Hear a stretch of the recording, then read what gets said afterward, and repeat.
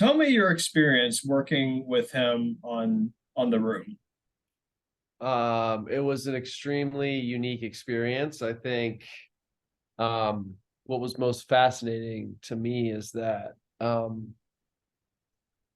he had full creative control. So you got to really get a peek into his views, his mind, his way of telling a story that was, wasn't shut down by a studio or other producers. So it was really fascinating to see the outcome of that.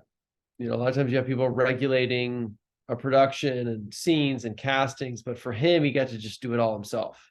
And the outcome, 20 years later, people are still fascinated by it. So it was a pretty interesting adventure. Nice.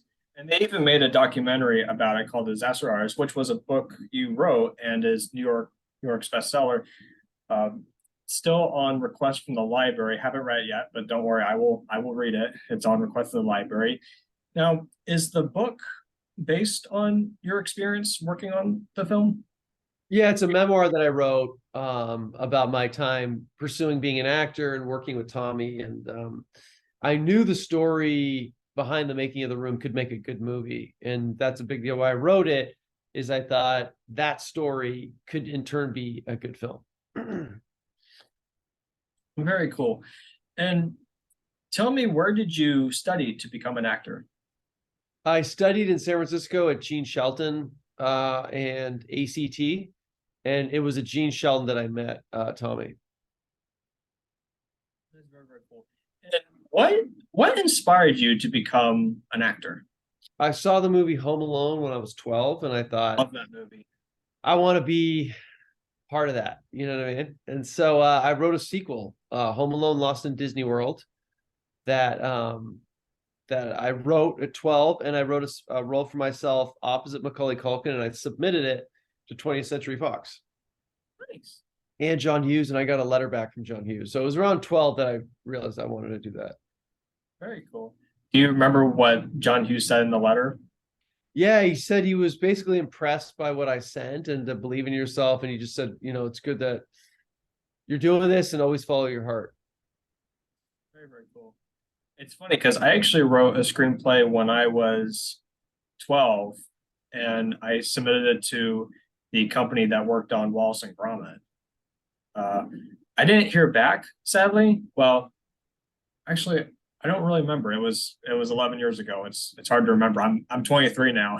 Uh, but yeah, I did just something for fun, and I submitted it to Arvin, but I don't remember if I heard back or not. That's cool. Yeah, and you're on tour at the moment, signing autographs and meet and greet Q&As for The Room. Tell me, how has that experience been like? It's been cool. I mean, it's been such a, from the time The Room was first, discovered as a cult movie, and then I wrote The Disaster Artist, and The Disaster Artist movie came out.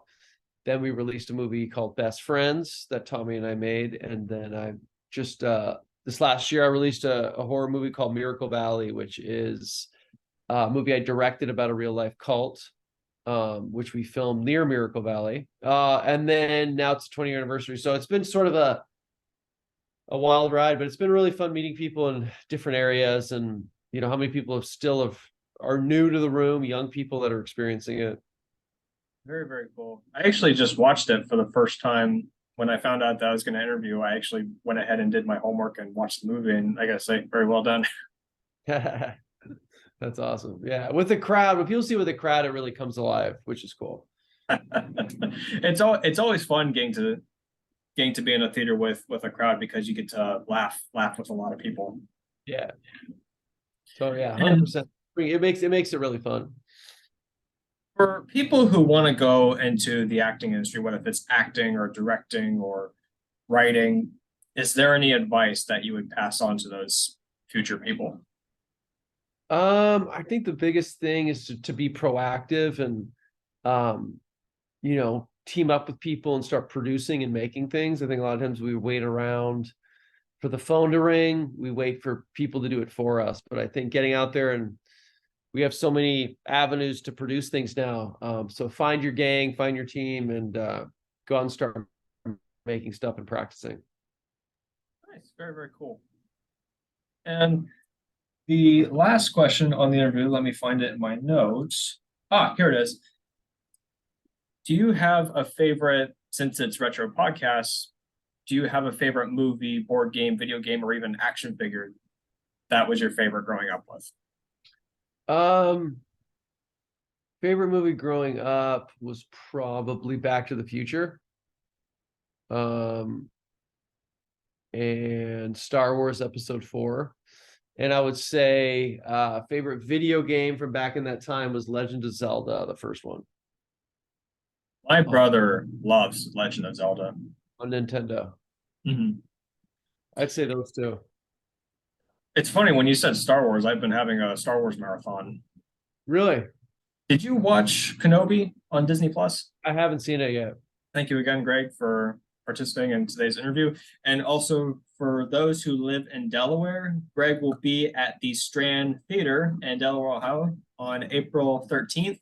So please go see him for Q&A and the room.